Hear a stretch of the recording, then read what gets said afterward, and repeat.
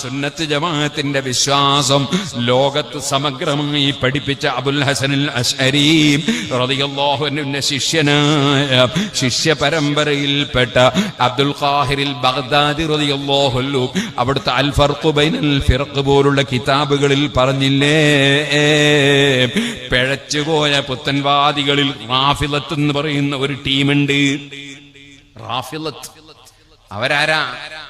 അവർ റസൂലുള്ള ചെയ്യാത്ത ഒരു നല്ല കാര്യവും നമുക്ക് ചെയ്യാൻ പറ്റൂലെന്ന് വാദിക്കുന്നവരാ. അങ്ങനെ അവരെന്ത് പറഞ്ഞു എന്നറിയോ? സിദ്ദീഖ് റളിയല്ലാഹു അൻഹു പേച്ചുപോയി എന്ന് പറയും. അതിന്റെ കാരണം സിദ്ദീഖ് റളിയല്ലാഹു അൻഹു സുന്നത്ത് ജമാഅത്തിന്റെ നേതാവാ, പേച്ചുപോയി എന്ന് പറഞ്ഞു റാഫിളത്ത്. എന്താ കാരണം പറഞ്ഞത്? റസൂലുള്ള ചെയ്യാത്ത കാര്യം ചെയ്തു എന്ന് പറഞ്ഞു. എന്താ ചെയ്തത്?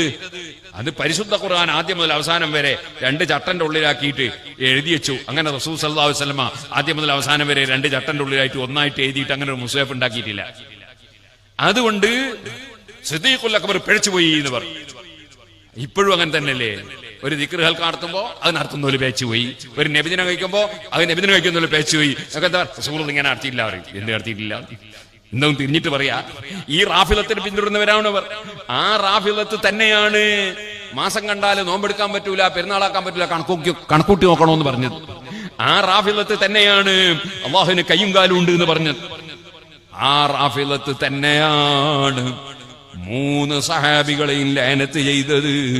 അവര് സിദ്ദീഖ് റളിയല്ലാഹു അൻഹുവിനെ ലഅനത്ത് ചെയ്യുന്ന കക്ഷികളാണ്. ഇതേ റാഫിളത്ത് തന്നെയാണ് ഉമർ റളിയല്ലാഹു അൻഹുവിനെയും വല്ലാതെ കുറ്റം പറഞ്ഞു. അവര് പറഞ്ഞു ഉമർ ഇബ്നുൽ ഖത്താബ് അദ്ദേഹം ഇസ്ലാമിൽ ഇല്ലാത്ത പുതിയൊരു സംഗതി ഉണ്ടാക്കി എന്ന് പറഞ്ഞു. എന്താന്ന് ചോദിച്ചു? തറാവീഹ് 20 റക്അത്ത് ഒന്നിച്ച് ജമാഅത്തായിട്ട് പള്ളിയിൽ നിസ്കരിക്കുന്ന പരിപാടി തുടങ്ങി ഉമർ ഇബ്നുൽ ഖത്താബ്. നബി സല്ലല്ലാഹു അലൈഹി വസല്ലം 3 ദിവസം മാത്രമേ അങ്ങനെ നിസ്കരിച്ചിട്ടുള്ളൂ. അതുകൊണ്ട് എല്ലാ ദിവസവും പാസ്സാക്കിയത് ഉമർ ഇബ്നുൽ ഖത്താബാണ്. അതുകൊണ്ട് അദ്ദേഹം പിഴച്ചുപോയി എന്ന് പറഞ്ഞു റാഫിളത്ത്. ഇങ്ങനെയുള്ള ആ പുത്തൻവാദികളെ കോപ്പി അടിച്ച കക്ഷികളാണ് ഇപ്പൊ ദിക്ർ ഹൽക്കനെ എതിർക്കുന്നവര്, മൗലിദിനെ എതിർക്കുന്നവര്, റാത്തിബിനെ എതിർക്കുന്നവര്, അതുപോലെ തന്നെ പെണ്ണുങ്ങൾ പള്ളിയിൽ പോണമെന്ന് പറയുന്നവര്, അള്ളാഹ്ക്ക് കയ്യും കാലും ഉണ്ട് എന്ന് പറയുന്ന മുജാഹിദ്. അതൊക്കെ ഈ പുത്തൻവാദികളുടെ പിൻഗാമികളാണ്.